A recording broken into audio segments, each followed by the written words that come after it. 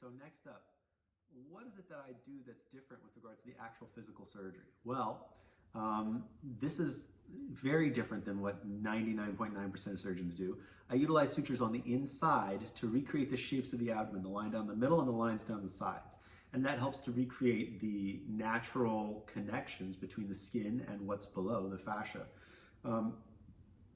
That's important because, you know, abdomens have these sort of shapes to them, and you want to have natural hills and valleys after surgery.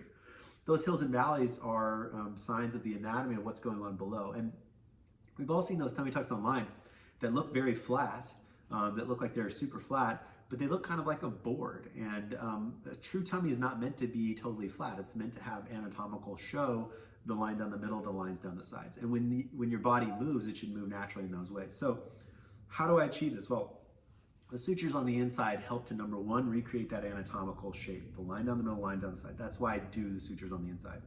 The second thing those sutures do is they get rid of the space where fluid can accumulate. And that's key because then I don't have to use drains. And the number one complaint about tummy tuck is pain. Number two is having to have these drains, these tubes that stick out of your body that connect to a small little evacuator pump that help to reduce fluid and swelling inside the abdomen. Again, if there's no place for fluid to accumulate, I don't need drains.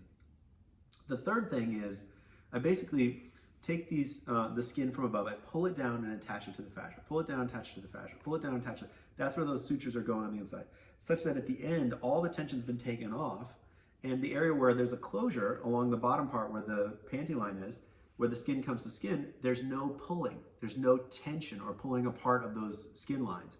Tension or physical pulling apart is what creates a thick, upraised, or wide scar. So by getting rid of the tension, I've gotten rid of the concept or the cause of that thick, upraised scar. So these sutures on the inside are, and that last thing that does is it takes the tension off so patients can stand upright. This has been shown in other papers, other articles by surgeons that have been doing drainless or internal progressive tension sutures for a while. But the three things that you're getting out of this are, number one, anatomic shape, which is most important. It's a better looking result. Number two, no drains. You don't need drains. You don't have to deal with them. It's a lot less pain in the butt. It's a lot less hassle. They don't have to come out. That's the second big sphere. Number three, the best possible incisional closure, best possible scar, and the ability to stand up and walk upright the night of surgery.